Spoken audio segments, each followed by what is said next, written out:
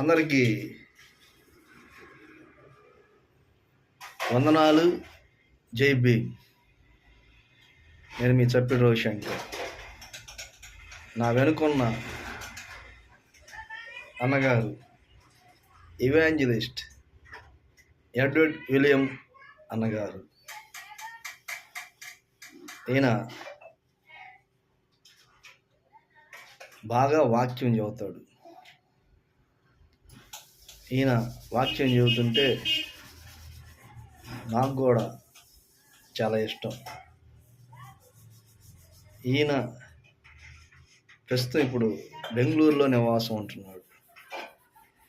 ఈ బెంగళూరులో ఎలా నివాసం ఉంటున్నాడు అంటే, ఈయన ఆంధ్రప్రదేశ్ రాష్ట్రంలో, తెలంగాణ రాష్ట్రంలో అనేక చోట్ల ఈయన్ని సువార్త చెప్పడానికి పిలుస్తూ ఉంటారు. ఈయన సువార్త వినేది అందరూ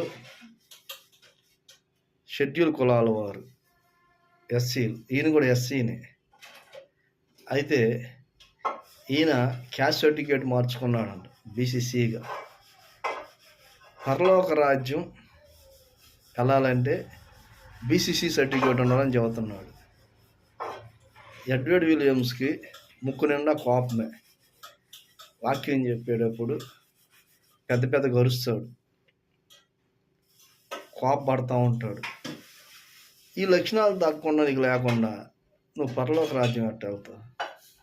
సరే, ఇక్కడ ఈ లోకంలో జీవించాలంటే షెడ్యూల్ కులాలుగా ఉన్నవారికి ఎస్సీ హోదా తీసేసేసుకొని మీరు బీసీసీ సర్టిఫికేట్ తీసుకుంటే పరలోక రాజ్యంలో వస్తారని చెప్పటం అది ఎంతవరకు సమంజసం చెప్పండి ఎడ్వర్డ్ విలియమ్స్ అన్నగారు. కుక్క తోకని ఎంత లాగినా ఆ వంకర పోదనే సామెత ఈ ఎడ్వర్డ్ విలియమ్స్ది.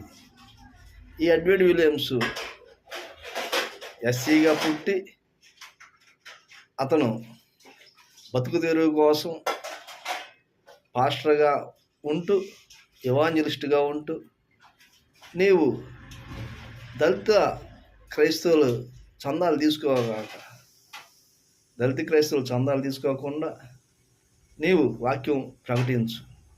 అంతేగాని ఈ లోకంలో జీవించాలంటే ఖచ్చితంగా ఎస్సీలకి, చర్చికి వెళ్తున్న షెడ్యూల్ కులాల వారికి ఎస్సీ సర్టిఫికేట్లు ఉండాలి. పరలోకం వెళ్ళాలంటే మారు మనసు పొందాలి.